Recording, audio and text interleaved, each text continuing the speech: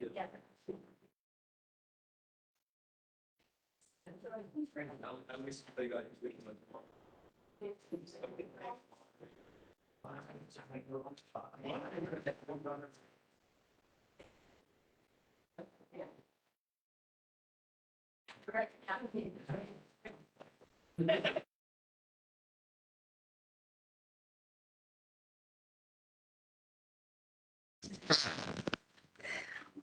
Good evening. Welcome to the Institute for Humanities Writer in Residence public reading at Mississippi State University, in which we are going to hear from the acclaimed poet, Dr. Kwame Dawes of the University of Nebraska-Lincoln. My name is Dr. Julia Osman. I'm the director for the Institute for the Humanities here at Mississippi State University, and I am delighted to welcome you. Before we get started, please just indulge me while I give a few words of thanks. First of all, thank you to Dr. Shaylin Claggett of the English department, who first had the idea for a writer in residency program, organized it for the initial years, and ensured that it became a fixture of the College of Arts and Sciences. Without her, we would not be here now. So thank you, Shaylin. Thank you to the College of Arts and Sciences. I am grateful, of course, to Dean Rick Travis, who has shown unwavering support for the Institute for Humanities Writer in Residence program over the years, but I am also very grateful for the many people who came together to make this program a reality. This includes Karen Brown, Kelly Anthony, and Sarah Nicholas, who did the publicity, Silas Knox and Sam Kielhofer, who helped with a grant, Latoya Rogers, who works with contracts, and finally Sam again, who does a little bit of everything and is currently my eye in the sky for the live stream. I am also very thankful to the Department of English for their support for their program, especially Becky Hagenston. Becky has been working on this program since June, and she has done the bulk work of the nitty-gritty organizing to ensure that everything goes smoothly, and is generally speaking my partner in crime for the program. So thank you very much, Becky. Finally, thank you to the Mississippi Humanities Council. The Mississippi Humanities Council provided a grant that is financially supporting this program with help from the National Endowment for the Humanities. I also am required to say that none of the views expressed tonight necessarily represent the views of the Mississippi Humanities Council. But I very much appreciate their continued support for our Writer in Residence program. I will just also mention this program is also live streamed. And so if you were joining us via the live stream and you have a question for Dr. Dawes at the conclusion of his reading, just please put that question in the comments area beneath the video and we'll be sure to incorporate it into the program. And now to introduce this year's Writer in Resident, I will hand things over to Dr. Sadiq Zukogi, who is an accomplished poet, winner of the Julie Suck Award and Derek Walcott Prize for Poetry, and an assistant professor in the Department of English.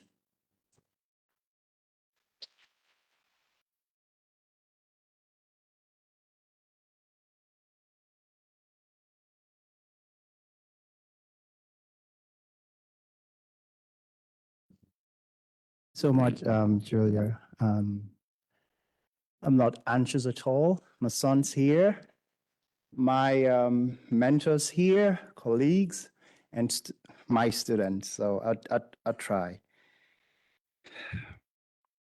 A few days ago, over dinner, I was telling Professor Becky Hagginson that it's not every day that a fan has the opportunity to just pick up their phone and call the person they idolize. Well, for close to 6 years now, that has been the wonderful story of my life. Kwame Dawes has been there when things become unclear, when I am bedeviled by uncertainty. He has offered me so much generosity and friendship in ways that I cannot even begin to put into words. He is many things to me. With my kids, his Uncle Kwame, with my friends and family like Olofunke, his Baba, father.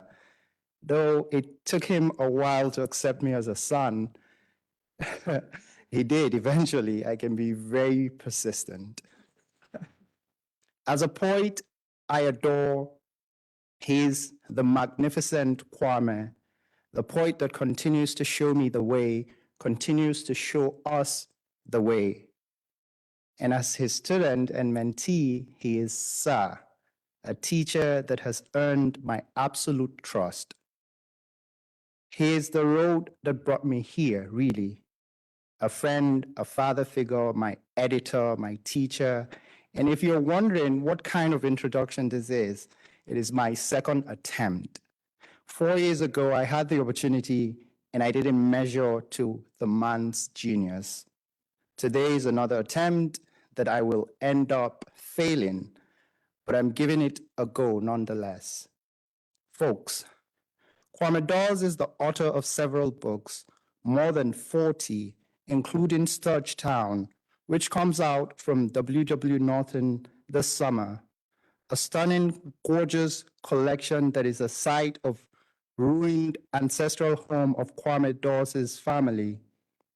In one of the earliest post-slavery free villages in Jamaica, a place of myth, and for Dawes, a metaphor of the journey that has taken him from Ghana through Jamaica to the United States, ranging through time and pursued by a keen sense of mortality while engaging in an intimate dialogue with the reader, serious, confectional, alarmed, and sometimes teasing. He's currently the George W. Holmes University Professor of English and the Glenna Lucy Editor of Periskuna at the University of Nebraska-Lincoln. If I haven't said it, people, he is a highly decorated writer. A global literary citizen that has for decades broken down barriers for others to come into rooms which wasn't as easy for him to walk into.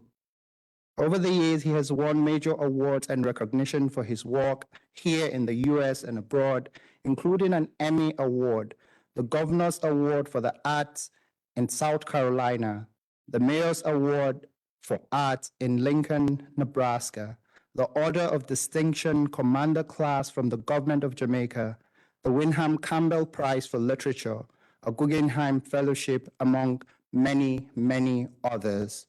He serves on the board of AWP and has served as a Chancellor of Academy of American Poets.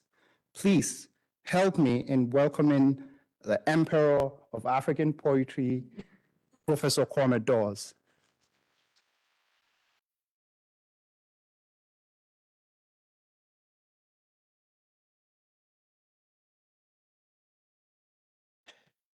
Thank you, Sadiq. Good evening. When African people are given titles, a coup follows very quickly.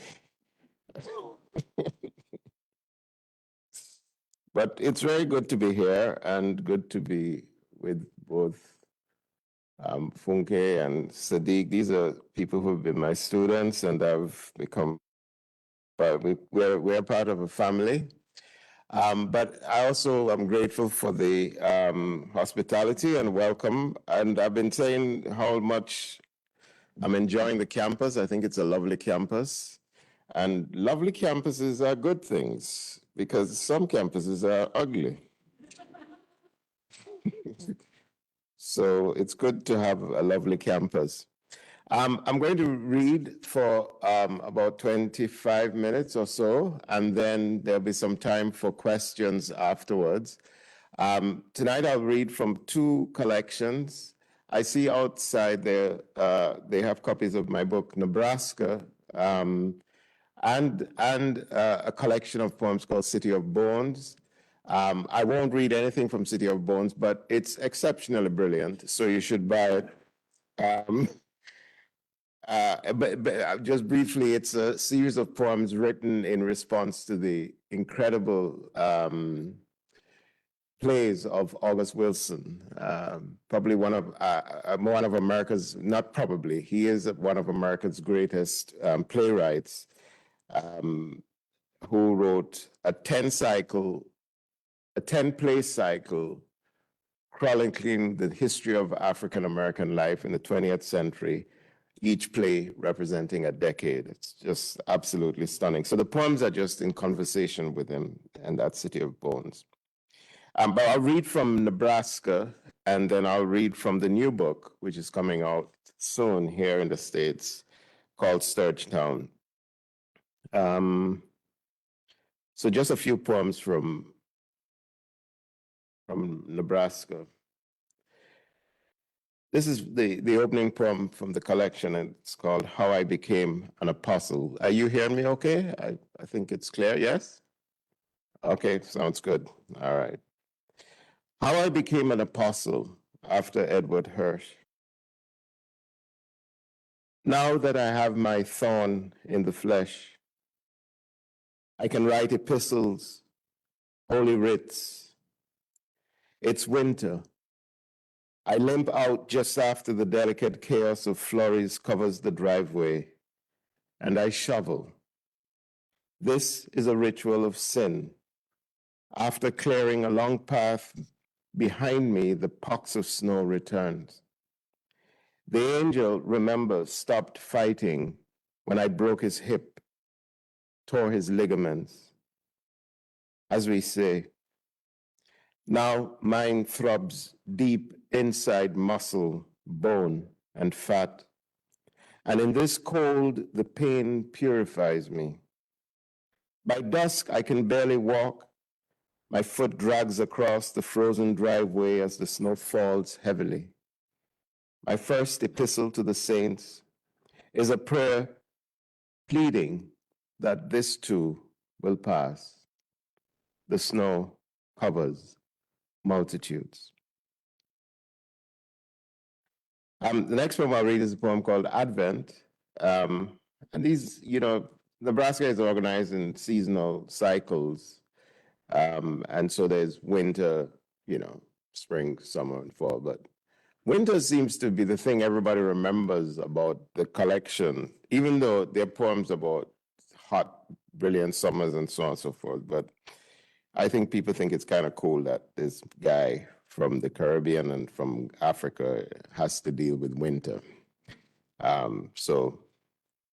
But this is also a winter poem. It's called Advent. Christmas falls on a Friday, the long week of labor, and waiting is gray with dull light, and gradually the gloom fills my bones. I have declared myself a fat man once too often.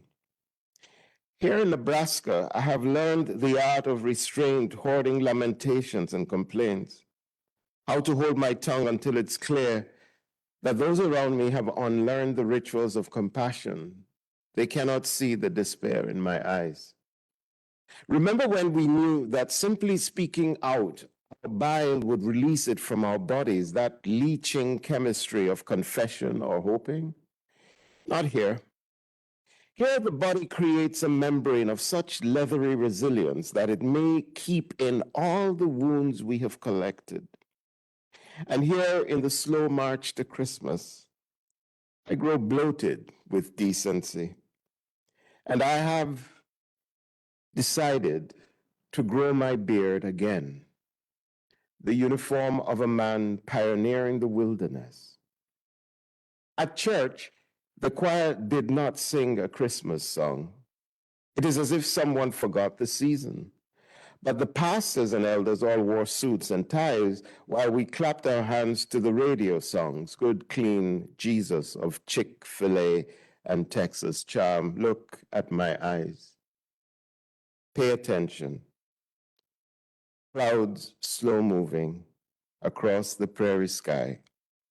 So slow, it is as if nothing is moving across the bigness of things. Today, I was in a class, and I was asked a question about a poem called Purple. I had rather facetious things to say about the poem. So I thought I'd read it because it's a poem that people like, and I think people like it because they think it's cute, and it's about my daughter, who is a grown woman now. She walks, and she was grown then, so let's not mistake it. So her behavior was was unforgivable for a grown woman. However, everybody thinks it's a lovely poem, so I think I'll read the poem, but I want to point out that buried inside of this poem, frankly, to my mind, not very deeply, is a slight vast sense of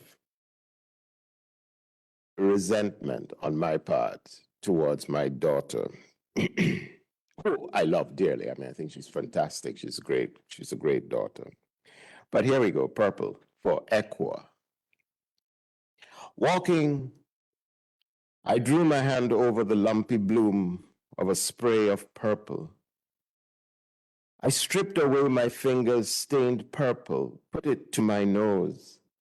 The minty honey, a perfume so aggressively pleasant, I gave it to you to smell, my daughter. And you pulled away as if I was giving you a palm full of wasps, deceptions. Smell the way the air changes because of purple and green. This is the promise I make to you. I will never give you a fist full of wasps, just the surprise of purple and the scent of rain. So that's purple, which is, you know, when you think about it,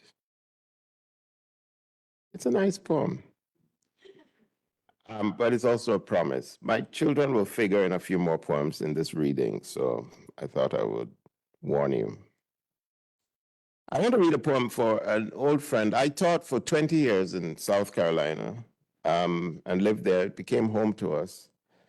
And one of the friends that I made, who I taught with in Sumter, South Carolina, was a man called Jack Doyle, Irish-American Southern man, who was a storyteller par excellence. And we went to Ireland together. He took me with him to do storytelling in Ireland, in Northern Ireland, in fact, at the time. But this is a poem for him. Jack has passed, and he died really at the result of Alzheimer's. And he was in his, I think, about early 50s, maybe 50, when he came to everybody in the department to say goodbye, and to also tell us that he had been diagnosed with early, the early signs, early symptoms of early onset Alzheimer's. So this is a poem for Jack Doyle called Forgetting. I built a sentence as I would a house of cards. Of course, I've learned how to build a house of cards years ago. And even though I can't recall what a house of cards is, I know I built one. And then for a year, I built one every day and tore it down. I learned my way around a house of cards, not like I have moved around this city. Here, I've become a slave to the prodding of a woman's voice saying, recalculating, like a reprimand. And I have the feeling of being perpetually a stranger in this new flattened city where the natives find their way with cardinal points. I'm forgetting things too these days, like how to get from here to there, or people's names, and the old alphabet trick of miracles works no more. So I pretend that it's normal even when my chest tightens with panic for a second, and I remember Laughing Jack when he walked from room to room to say goodbye, to say that in a few months he would have gone into another country where no one will know his jokes, gone to never return. Or the day 2 years later when I saw Jack standing alone in the parking lot and he was long gone. We had no more language to share. These visions of Jack last a second, and then I forget to feel afraid. Marvin, the 80-year-old soccer player, when a name slips from him, turns around with a little jig twice and then stops and says, still not there. And we laugh. The Marvin there is the great American poet, late American poet, Marvin Bell, who died a few years ago. So, finally from Nebraska, I'll read a poem called Before Winter. Before Winter. I imagine there's a place of deep rest, not in the resting, but after, when the body has forgotten the weight of fatigue or of its many betrayals. How unfair that once I thought it clever to blame my body for the wounds in me, the ankle bulbous and aching, the heaviness in the thigh and the fat, the encroachment of flesh. It is hard to believe that there are those who do not know that it is possible to let things go, to then see the expansion of flesh. It is so easy, and that knowing is a pathology. What is unknown to be is the clear day of rest. I carry a brain of crushed paper. Everything unfolds as if by magic. Every spot of understanding is a miracle I cannot take any credit for. The revelations, and they come and go as easily as the wind. You must know that this is a preamble to an epiphany I will record. The late morning light of October, the damp soiled backyard, the verdant green lawn, and the bright elegance of leaves strewn over it all, turning nonchalantly in the wind, and then the Nebraska sky blue as a kind of watery ease, a comfort, it is all I can say, the kind one knows, even standing there waiting for the dog to squat, that I will remember for years, but will never have the language to speak of. One of those precious insignificances that we collect and hoard. The moment lasts 10 breaths, and in that silence, I imagine that I can see spirits. I can know myself, and I will not fear the betrayals of body and love and earth and the machinations of emperors and pontificates. It will be winter soon. I know my body is collecting water in its nether regions, the weight of the hibernating mammals storing everything in drowsy, slow-moving preservation. I mean, I'm losing myself to the shelter we built to beat back sorrow and the weight of our fears. I have covered thousands of miles in a few days, and I feel my parts flaking off, a shedding of yellow pieces covering the turning earth, and I am helpless to this soft disappearing. Some call it sleep. I will stretch out and breathe. So there we go. Okay, so now from the new collection, Sturgetown, which poems about family and poems about place and so on. But I thought I would start with a poem for my daughters. I have two daughters, and so Ekwa gets two mentions in this reading today, and they count, they keep track. And the other is Senna. So this is for them. It begins with silence. I begin with an epigraph from Dana Rothberg's White Lies. The womb of the woman is the universe, the dark space where all things begin and get completed. My daughters, I'll save you the trouble of finding words for that meeting in the darkness, of my eyes not discerning you. My gentle request that you take my hands to your faces, to trace a memory of love, the smile, the giggle in the shape of your lips. My daughters, perhaps this will be the register of the dark and light of last meetings, those repeated again and again, and I will, I hope, walk into a long dusk, the light perfect in its tenderness, your ordinary, mundane conversations about money, vacations, work, your brother, your mother's anticipated questions. This poem, I hope, will save you the scent of my body decaying, the things I will keep about me, the forgiveness perhaps of what you will know and not know, before you separate, drive towards your own futures. On my walk, I'm carrying you in my head, the mantra of wished for things, the prayer for your laughter to never end, but to grow and grow in the soft depth of contentment, the tenderness of your delight in open skies, the way you return to the womb of belonging, that you will know the persistence of being loved, the art of family, remembering the dates, the anniversaries, the absurd details, the lies we treat as games, knowing that lies of deepest wounding are healed in the shadow of wombs. The unreachable places that make the beginning and end. It begins with silence. It begins with water. It begins with shadow. And the next piece is a poem called Fish, Serpent, Egg, Scorpion. It's a poem for my son. Like I said, I keep track. So this is for Kikeli, the poem for Kikeli. He's my son. And a quote from the Gospel of Luke, chapter 10, 12. And there's a passage that says, "For everyone who asks receives, he who seeks finds, and to him who knocks the door will be opened. What father among you, if his son asks for a fish, will give him a snake instead?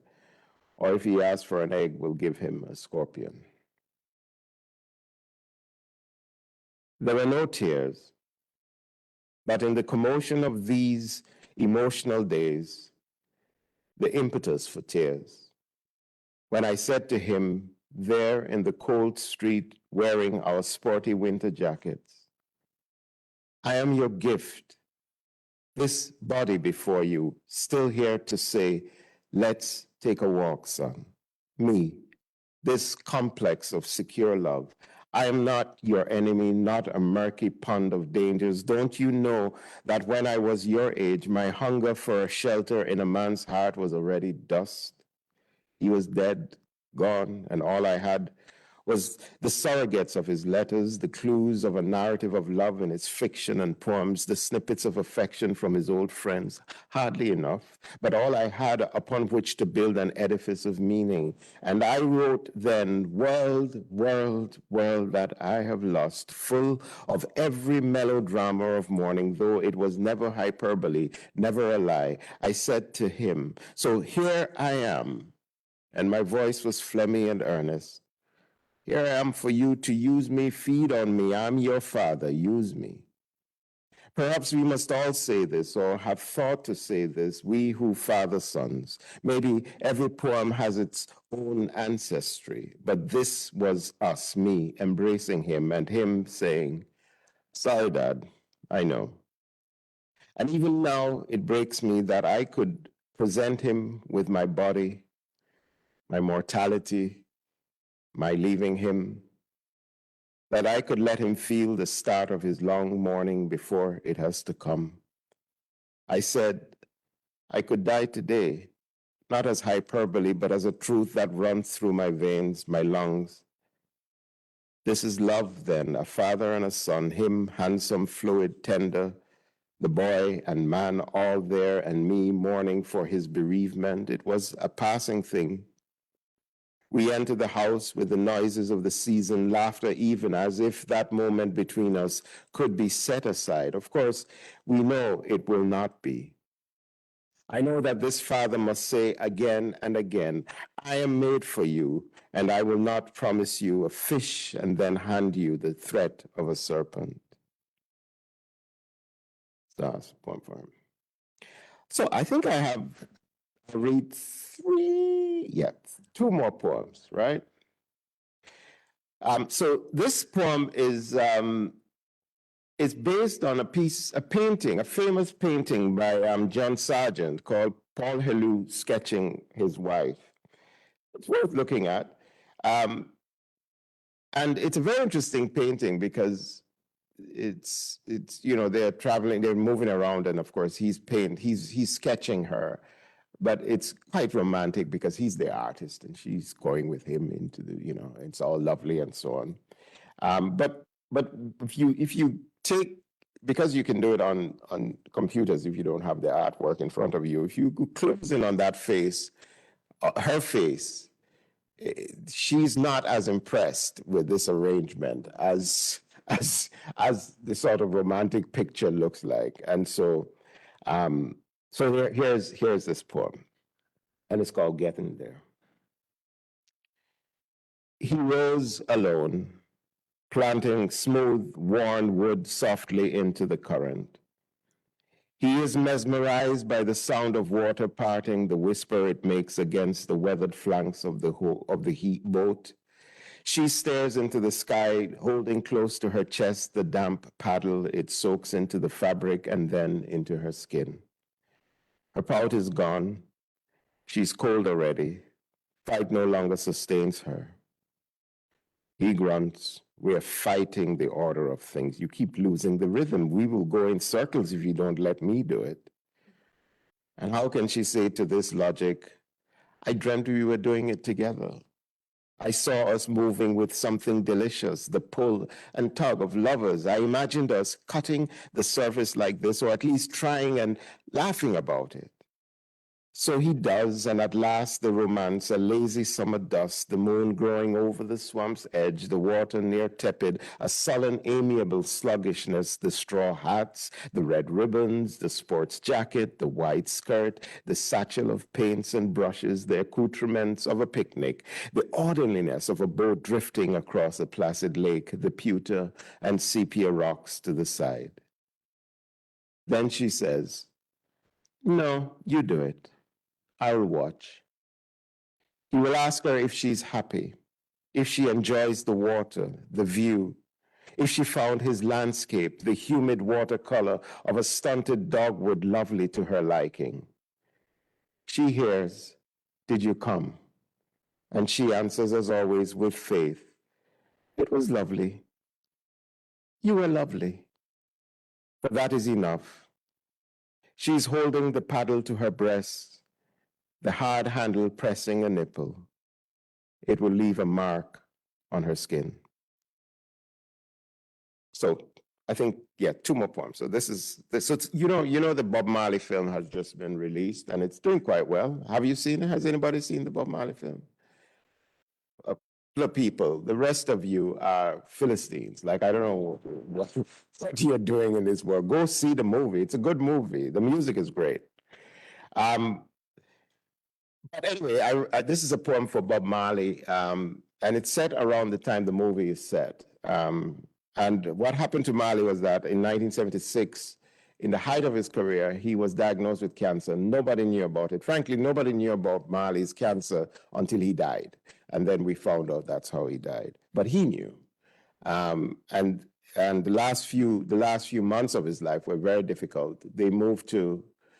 They traveled to Bavaria in Germany for this last ditch Hail Mary attempt at some treatment, which eventually didn't work. And then he returned to Florida, where he died. So this poem is before he goes to Bavaria. It starts there, and he's in Jamaica, right by the sea. It's called At Anchor, the Real Situation, for Bob Marley. In the brilliant morning on a fishing boat, a dying man dreams of Jamaica, of the murmur of soft waves. Here at anchor, apart from the ordinary lull of the easy tide, there is peace. He cannot know that in 7 months, the weight of wool on his shoulders will be lifted, and in that soft gloom of a German chalet in deep January, he will anticipate with terror his death, rewriting his theology of eternity, shadowed by the swirling clouds, the bickering sycophants, the friends who will not stop to pray, frightened as they are by the end of the crusade. Here he already knows that his last songs convey the weight of a man sitting by the sea, staring out into its slithering metallic green and imagining his words as prayers for a truth unfettered by the promise of another morning. The sea is so unremarkable that it becomes an exquisite maw. What a lofty standard of beauty that is for a song. And the last poem I'll read is, in class today, somebody had asked me about a poem I'd written for my wife, which was about us arguing and sort of going to bed, sort of not settled. And I know everybody was concerned about that situation because, you know, they just read the poem, so they think that's my life. So I thought I will read a poem for my wife, which is a little more hopeful. And this is a poem really for Lorna, my wife. It's a poem called, and she would have loved to be here because, of course, she adores these folks. So anyway, here it is. In this saying, it's in several parts, but it's relatively short. 1, there is a way to end books, the gathered papers, their weighty gift, the clean parade of words in columns of paragraphs and sequences of images, the tidiness of things. Numbered, they form the thing you have labored over for years. To end a book, you tie a blue ribbon around the heft and make a bow and kiss it. 2, the way to end a year of cataclysms is to find a piece of land by water where old boats rot at the edges and the place smells of ancient things, sulfur, salt, rotting fish, and the deep musk of mud and grass, and then sit on a moving jetty, rocking against the universe's pulse, and there wait for the moon. 3, to end this way alone is to end with the hollow melancholy of loss and regret. Better to end with the voice of your woman, for you will need that voice, ordinary as rain, speaking your name. Perhaps it's the intrusion of her scent filling the air, or the cool of her touch, fragrant with tomato pulp and herbs. 4, do not worry. I know the genre of this poem because I know the name of the bodies standing in the dusk by water. Kwame and Lorna. They will hold hands, and in this saying, the poem ends. Thank you very much.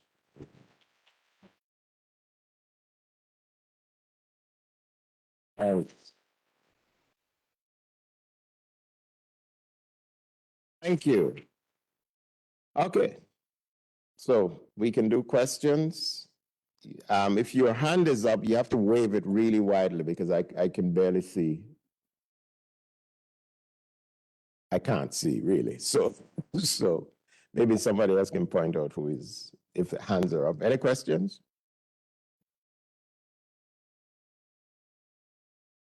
Or not? I mean, that's also cool. Go ahead. I see hands. Yeah, there you go. Me in that first poem is about how pain purifies you, Mm. right? And my question is, do you believe that there's redemptive value to seemingly pointless suffering? Because Well, you kind of just answered your question. You think there is redemptive value? yes, But your key word was seemingly, yeah? You said seemingly pointless, right? well, some people would consider it pointless. Most people that I'm in contact with, that I seemingly come in contact with, would consider it pointless. Mm. What I'm Yeah. I'll say this. I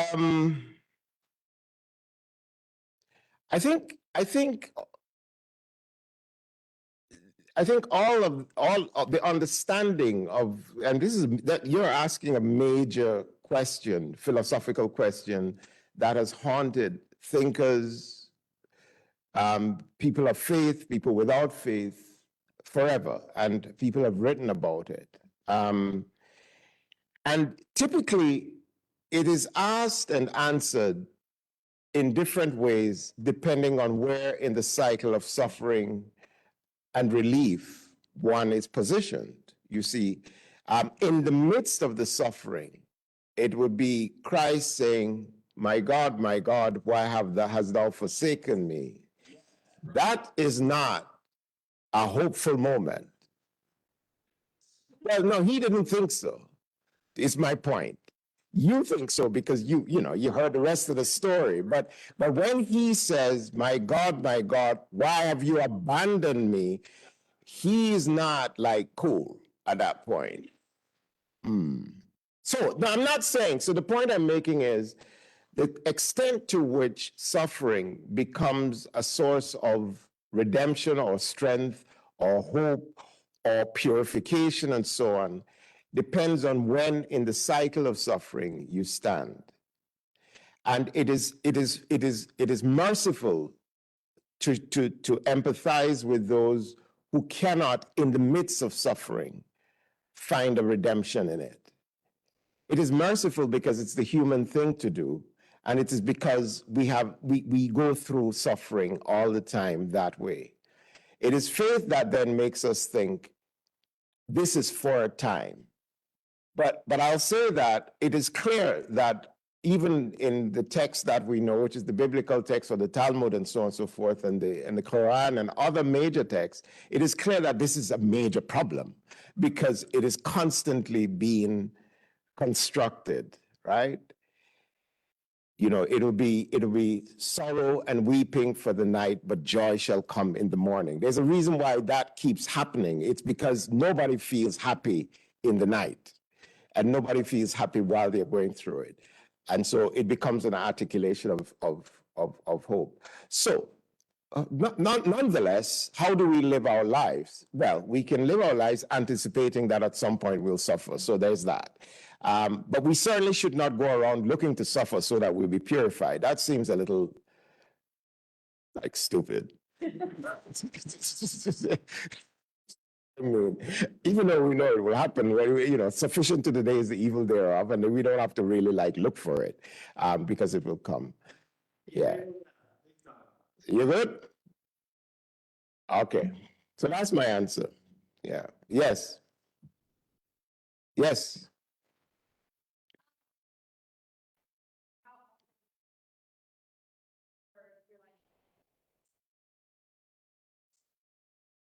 I don't know. I can't give you a number because the number doesn't make, you know, I don't count.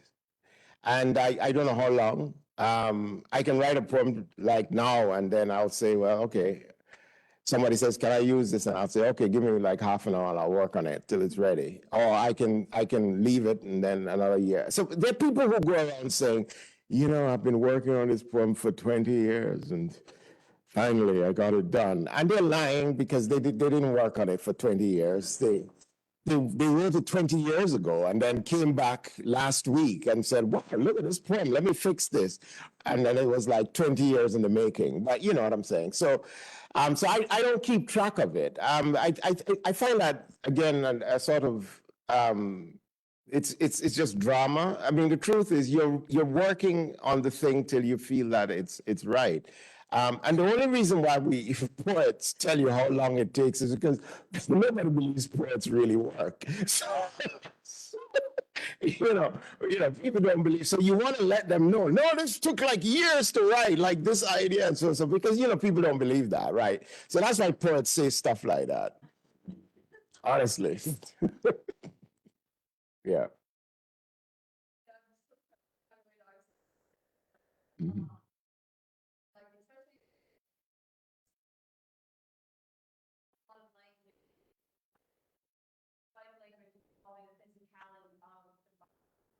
Mhm.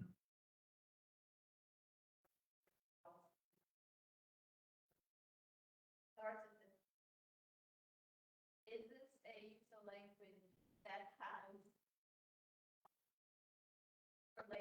correlation with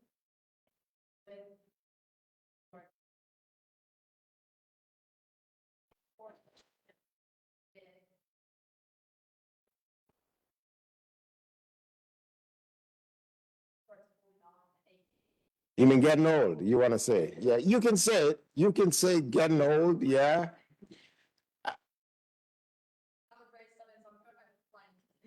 Yeah.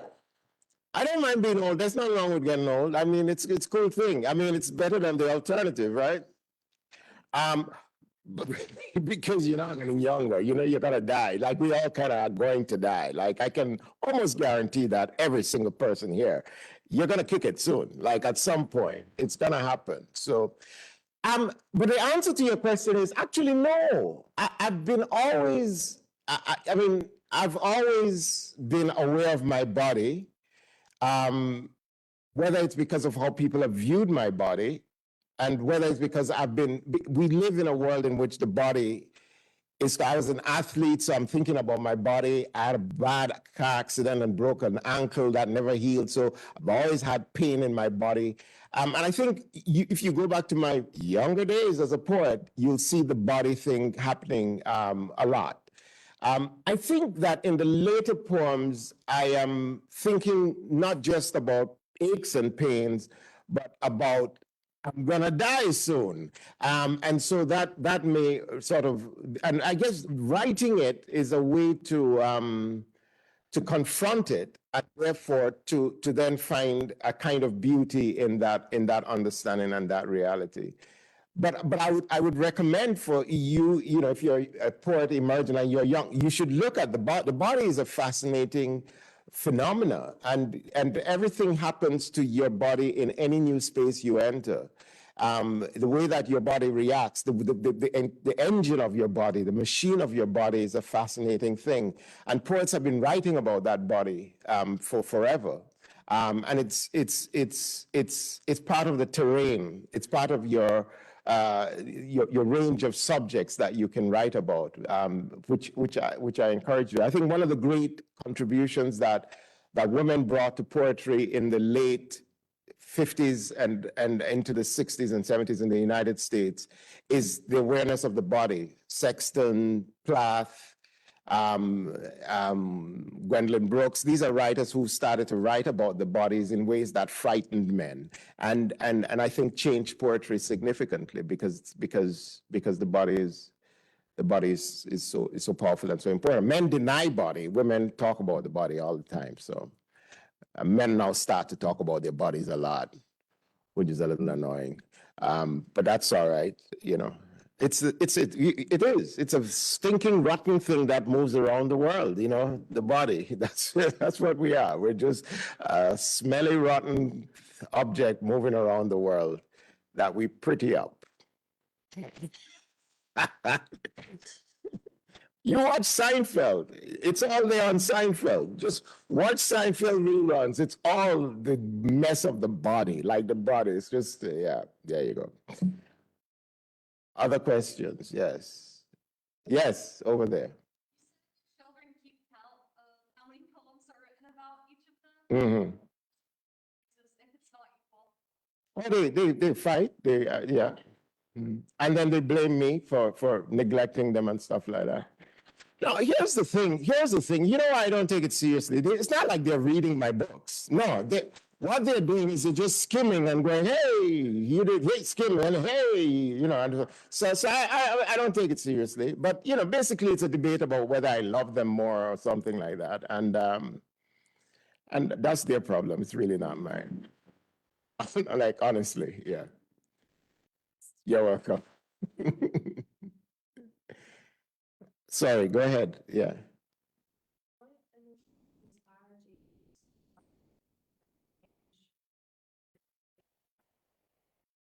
I can't think of a single instance that I was, I said, okay, I'm going to write. I like reading, so reading sort of leads to it. I mean, when we were young kids, and I think this is not, I wasn't precocious or anything. I grew up in Ghana, and my father, there was TV and everything, but my father in the 60s, my father just didn't think he should buy a TV. I think he was just being cheap, but he thought it would addle our brains. So we didn't buy a TV, which was very annoying. But he made a deal with us that I don't buy a TV, but I will buy anything you see in a bookstore that you want, right? I'll just ask for any book, whatever.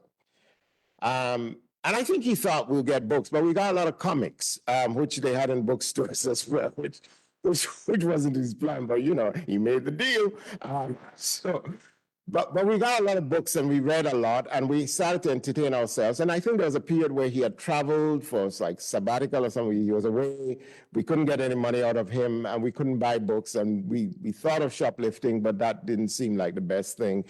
And so we started to write our own stories to entertain ourselves. I tell this story not to say that we were particularly precocious or, a fascinating bunch of kids, but we just liked the feeling of stories. And if we couldn't buy a book, we would just make up our own characters. And so we started to create these characters. And this was when I was 5 or 6 years old. Now, does that mean this was a prelude to my becoming this amazing writer that you see before you? No, no, because then my siblings would be brilliant writers, and they're not. That's not what they are. So there's no. However, we lived among. My father wrote, and his friends wrote, and so on. They did other things in life. So writing was not like, what is that strange thing people do? We saw it around us. We saw singers, we saw dancers, we saw artists, we saw those things. And so when I decided to write, I wasn't pressured by any idea that this might be a weird thing to do. I was also fully aware that this may not be the way that I'll make my living, because I probably would need a job, but I would still do this writing. And it was the same with art. I was an artist, I drew, and so on and so forth. And the truth is, I really didn't start writing seriously in poetry or anything, but as a playwright. I started writing for the stage. For the first 10 years of my writing, from 18 to 28, 29, I was a playwright, and I was very successful as a playwright. I started a theater company. I directed plays, I wrote plays, and so on. And for me, that relationship between the words then finding themselves on stage and impacting an audience and trying to replicate the sense I've had in watching a play, seeing it come from the script to the stage, was very exciting to me. So then it's the same pattern, the pattern of finding the way that language moves you and empowers you, and also can convince people and move people, and wanting to replicate that sensation with writing. I think my first real committed writing was as a letter writer. In the 70s, they used to have these pen pal things where you get these magazines, and they'll have literally the addresses of people in Australia and everywhere, South Africa, and then you write to them, and they'll write you back, and then you write to them. And I found that really exciting. So I had a bunch of pen pals all over the world I used to write these letters to. And why did I find that exciting? Because I could lie about my life, and they wouldn't know better. Like, I could, they just wouldn't know. They couldn't Google it. There's no way for them to know. And I could write about my experiences in life. Like, I got beat up one day, but I told a story. Even though I admitted I was beat up, I told a story from my perspective, which spent a lot of time talking about the rotting, stinking body of the person who beat me up. So I felt better about myself. So that sense of being responsible for somebody's understanding of what my life looks like, what my food looks like, all of those things with language excited me. And I think that same impulse is still there in me. It still drives this idea of writing, because in writing, I'm using language to convey something that is difficult to do. And not everybody can do it, but I've learned to do it better, and so on. So that's what drives it. Yeah. Yep. Writer's block? I don't believe in it. I mean, isn't it, writer's block is a cute thing, right? Because here's the thing, right? A writer, so that a writer came up with writer's block as a term, right? Because here's a writer, and you say, okay, good, I want to write something. I don't know what to write about. And then all of a sudden you say, that looks bad, because then you look dumb, right? If you say, I don't know what to write about, I can't think of anything to write about, that's about you. But if you say, oh, it's writer's block, it means that there's this thing called a block that has just come in and just invaded your body, and like you can't, the block, people, be careful of the block. And so that's something a writer made up, right? Okay, but if we break down what a writer's block is, it could be one, we don't have anything interesting to say. Okay, so maybe your life is not interesting. Okay, so then you don't blame for that. So maybe you start looking for other sources of things to write about. Or your life is miserable. Or somebody has said, you suck as a writer, you suck. And you go, That just kills me. I'm not doing this anymore. And then, what happened to writer's block, man? Writer's block.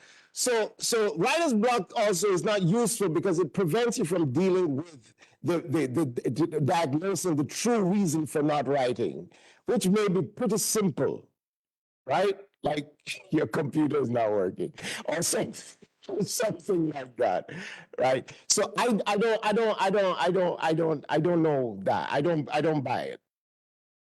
And this is not helpful to most when I tell writers this, but that's my job to just mess with people. Like I don't buy it. Like what? You can't find nothing to write about? Like nothing.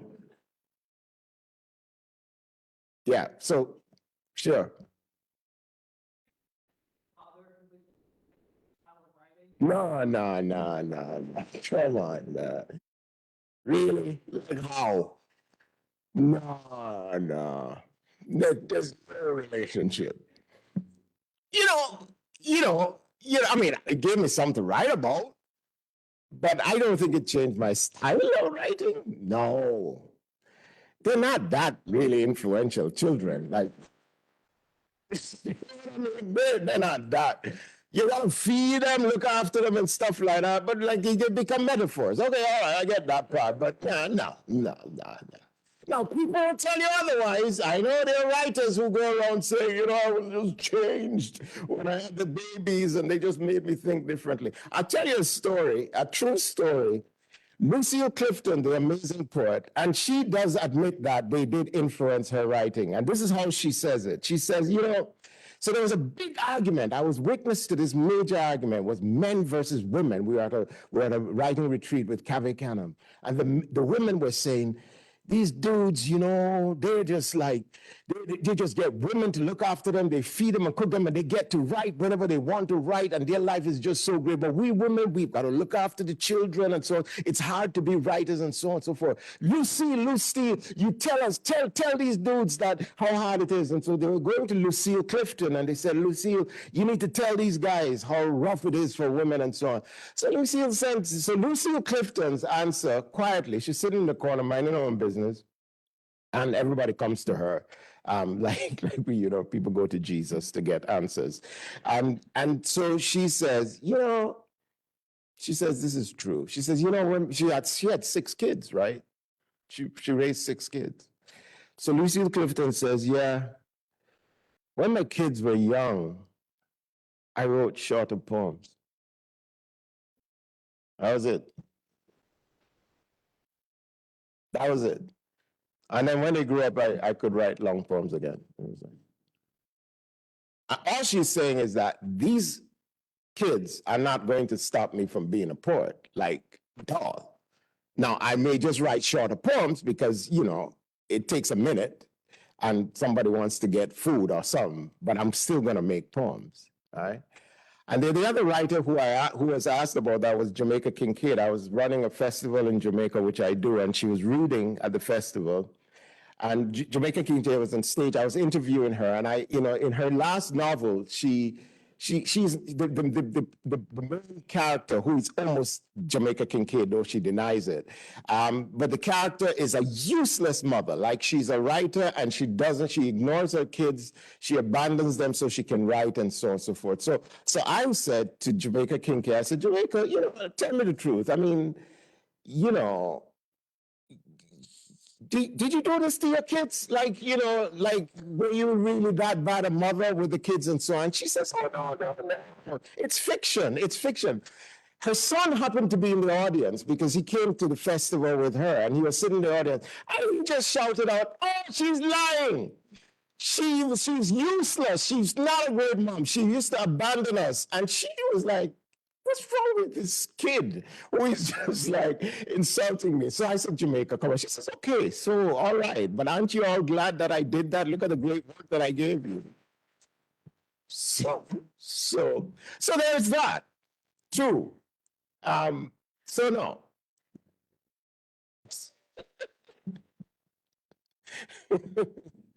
But writer's block is better than that, though. Go ahead. Yeah, go ahead. Yes. Sure. Okay.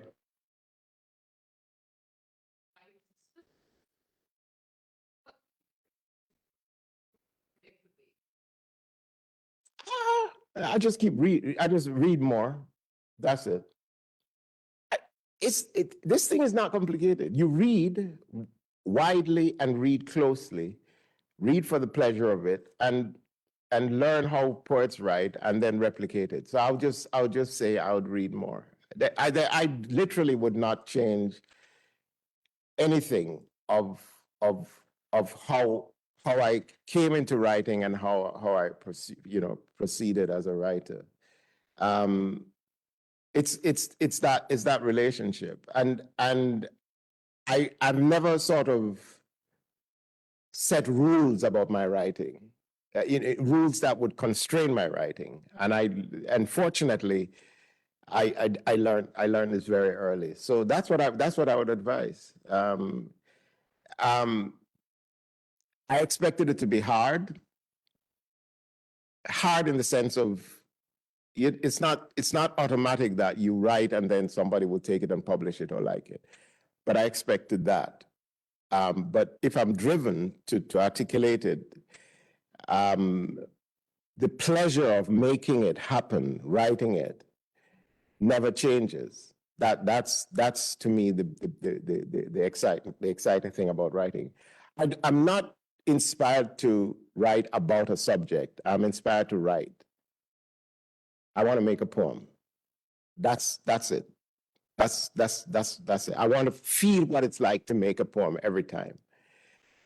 And I'm glad that has been inside of me and stayed inside of me. So then I just respond to that. Yeah. Over there, yes, go ahead.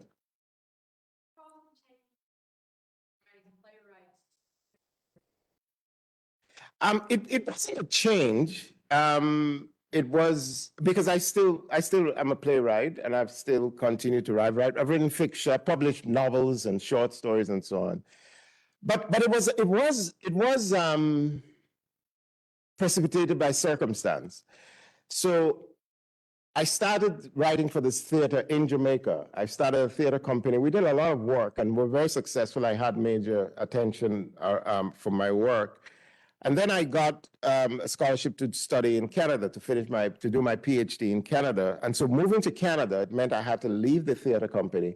And I would write plays for the company, but that sensation of, because then when I was with the company of people that I got, the actors and so on and so forth, we formed it. We were creating our own empty stage using all the classic things like Grotowski and major theater theorists and so on to create a theater, what I call the theater of empathy. There was something about that was exciting about having body. So I'd write a scene and then I could go the next day and the actors would play it out and I would rewrite it and so on. And unfortunately, when I was in Canada, it was difficult. I got plays picked up and so on, but they kept saying, well, we can't cast it because these plays are like the cast is all Black people, like from the Caribbean and so on and so forth. So there was a challenge there. So, and then the communal aspect of theater, which was sustaining, was slowly eroding, was slowly coming away from me. So in a sense, it made sense that I would turn to writing poems because I didn't have to depend on a community to make a poem. And I think that began to change. But I can't say that I switched because I was always writing poems before that. They were not great, but I was learning. But I think that was just my learning period of how to write a poem and believe that what I'm articulating is truthful and honest. And that turned around the same time. And then I was writing poems at the same time. So I don't think, I think there are some practical reasons, but I do think that it was also just the progression of my maturation as a writer, as a poet, trying to understand what I was doing. Yeah. I think that's all the time questions. Mhm. Thank you. Okay. Thank you. I just have two quick announcements and then something good. So the first announcement is if you could please take 30 seconds and fill out a survey that we're going to have on this table down here. It's a requirement of the grant. They really like it, and it helps continue the Writer in Residence program. 30 seconds. Thank you very much. Second announcement. There is some bad news and some good news from the bookstore. So of course, I'm sure after this wonderful program, you are very eager to go and purchase some of Professor Dawes' books and have them signed. The bad news is that the bookstore is having an issue with its credit card machine and they cannot sell you any books. Oh. The good news is that you can still select your books that you would like. Professor Dawes can personalize them for you and sign them for you, and then you just have to go to the bookstore tomorrow and actually buy them. Yeah, okay, good, good, that's the good news. All right, good. And then finally, Professor Dawes, thank you so much for spending this time with us. Thank you so much for spending the week as our writer in resident. You mentioned in your poems a few times that, you know, no parent would give their child something terrible. They would Right. only give something wonderful. Yeah. So in that spirit, please allow me to give you something wonderful. First, I'm happy to present you with the highly coveted Institute for Humanities Humanity coffee tumbler. Wow. Highly coveted. Let me present you with a highly coveted Mississippi State cowbell. Oh. This is an important, I've seen this. this is an important, and every student, every person in this room knows what to do with this. So if you can just grasp the handle for me, Sure. give it a ring.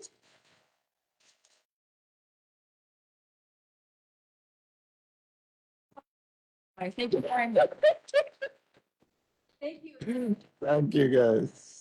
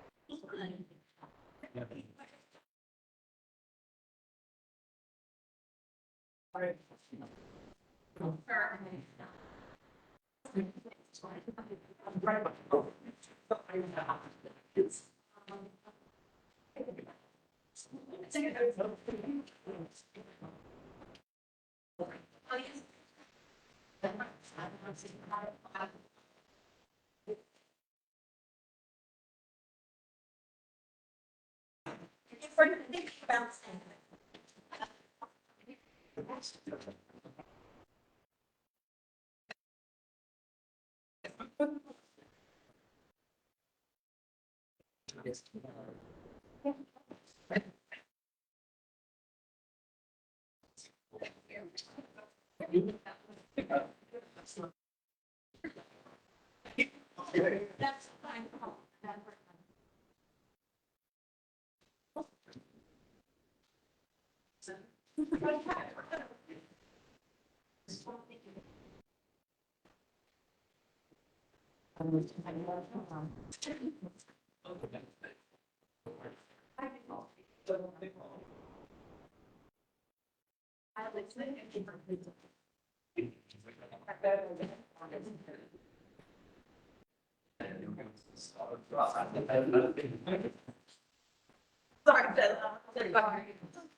Right?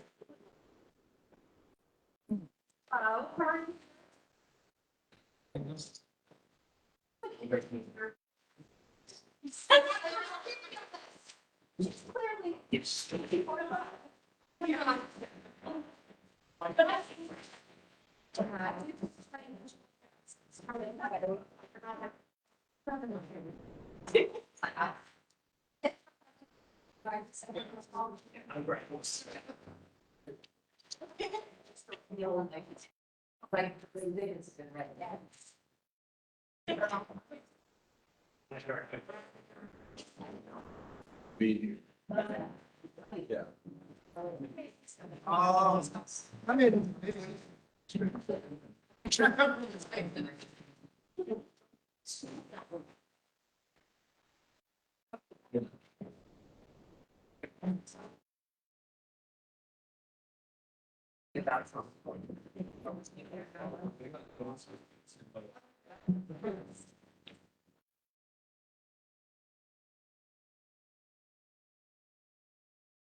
Things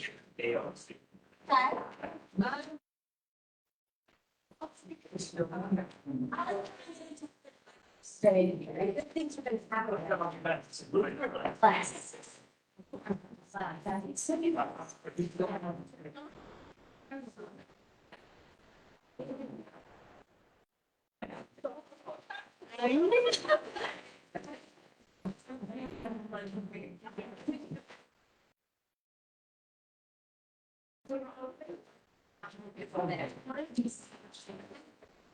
Class.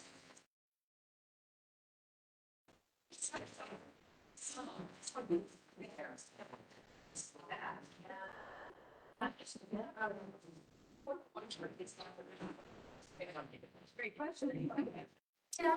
Yeah. Thank you, Eric.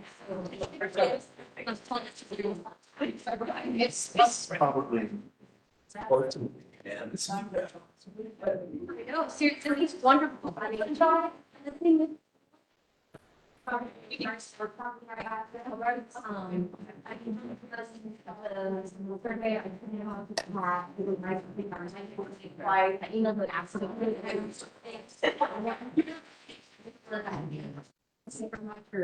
She wants to get the survey. Wow.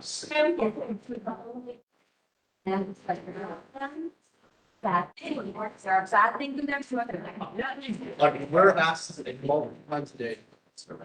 I know it's just, it's just, The like in-person.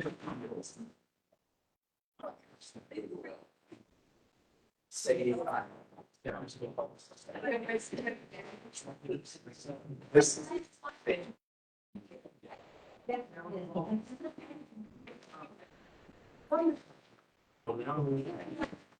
There's more programming, more wonderful programming like this. They offer their.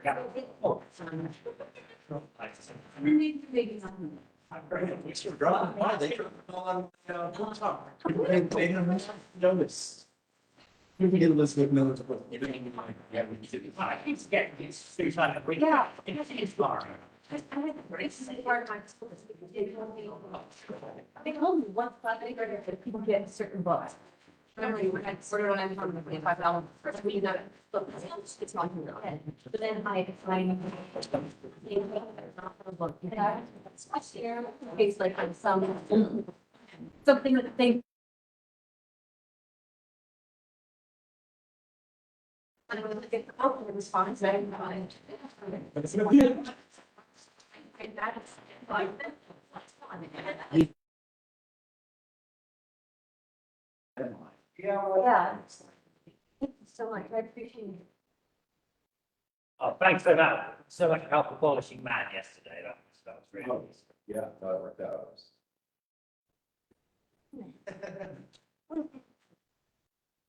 I'm not actually sure what CFC is.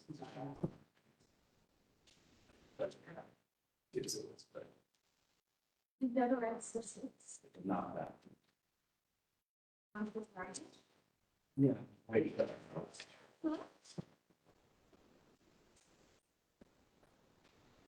Yeah, it's been a lot of time. Oh, right. Thanks so much for doing that. Yeah, civics. Beautiful. You might as well, that's how we read it. Well, thank you very much, Congress, at this point. Yeah, that's great, and thank you. Thank you. Yeah. You are programming. Congratulations.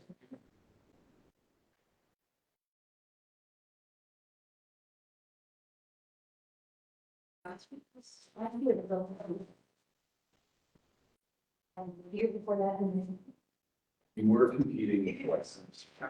then. Sure, actually, yes. Same. Just, like that. Yeah. June.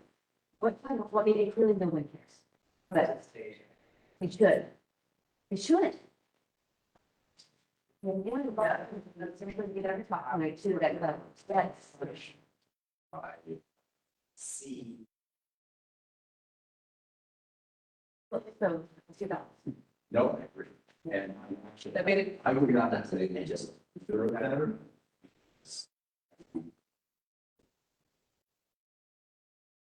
Wow. Yes. turned out that some of those.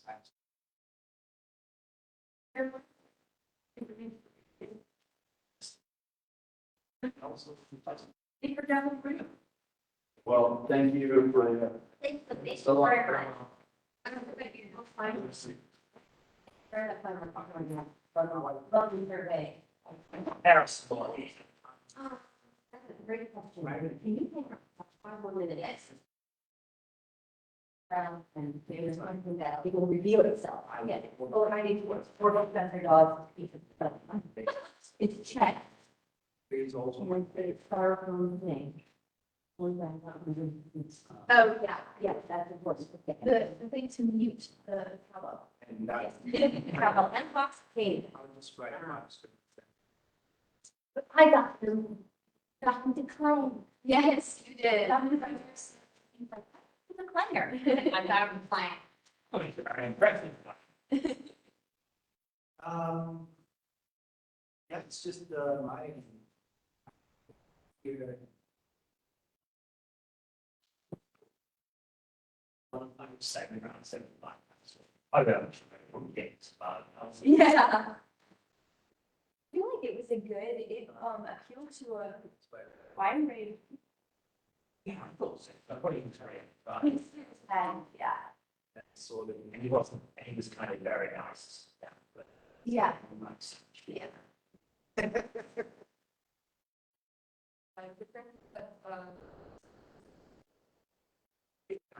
Yes. My. Oh, that's great. So. Yes, he's also doing things beyond honors college tomorrow. Okay. I think it's like that, but it's kind of like he was keeping that, but it's like. Yes. Okay. That's next Friday. I'm shooting anything around. Oh, no, it's okay. I all put up together. I don't think any of them has to be done, so Or. other than. So I have. Very sad. That's it's going right. I know, right? Yeah.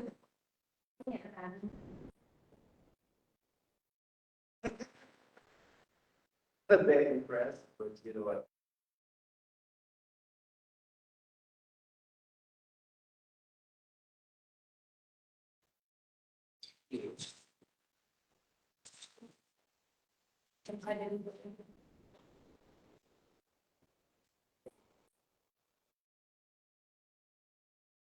And also, just checking. You have time to celebrate? Oh, wait, it's in the past now already? Wait, that's like, I had a silence week and I've got a news. Yeah, Are you gonna take it? yeah, I know. She doesn't want me to leave. Wow. Strategy hour every day. All right, well, can we take it? You too. Oh, good. Oh, have a good week. Oh, yes, sorry. I'm sorry, it's been a long day. Oh, God, tell me that. It's waiting for my wife to come back. Oh, I don't know.